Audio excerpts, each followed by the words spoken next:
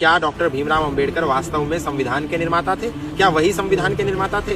जब संविधान पूरा तैयार हो गया और 25 नवंबर 1949 को संविधान सभा की अंतिम डिबेट हुई, अंतिम मीटिंग हुई, अंतिम बैठक हुई, तो किसी ने ये बात कही कि बाबा साहब भीमराव अंबेडकर को इस संविधान का निर्माण करने का श्रेय जाता है। उस समय बाबा साहब भीमराव अंबेडकर खड़े होकर के कहते हैं कि यदि आपको किसी को इस संविधान के निर्माण का श्रेय देना है तो BN राव साहब को दो, क्योंकि मैं तो केवल इस संविधान में त्रुटि संशोधक के रूप में था। वास्तव में इस संविधान को तैयार करने का श्रेय यदि किसी को जाना चाहिए तो वो BN राव साहब हैं।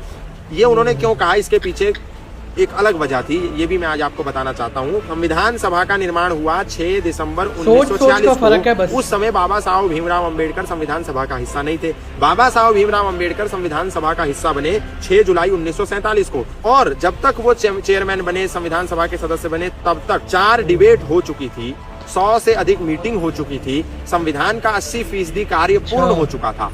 यानी 80% कार्य संविधान निर्माण का बाबा साहब भीमराव अंबेडकर के संविधान सभा का सदस्य बनने तक पूर्ण हो चुका था।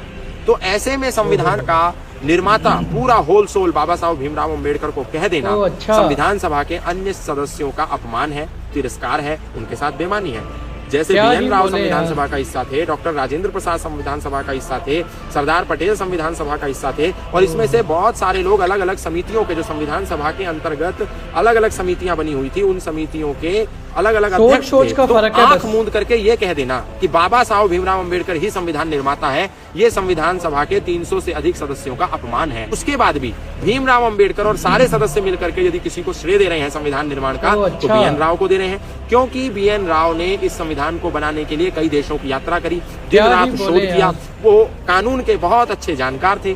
तो कहने का मतलब ये है कि किसी भी व्यक्ति को इतना ज्यादा मत चढ़ा दें, सबको हमें समान रूप से सम्मान देना चाहिए, क्योंकि भीमराव अंबेडकर भी समानता की बात करते थे, भीमराव अंबेडकर भी सबको सम्मान देने की बात करते थे। तो हमें भी भीमराव अंबेडकर हो या संविधान में और कोई सदस्य हो या अन्य समितियों के चेयरमैन हो, अध्यक्ष हो, सबको समान रूप से देखना चाहिए। बाकी आप इस बारे में क्या कहना चाहोगे, कमेंट सेक्शन में जाके जरूर बताना।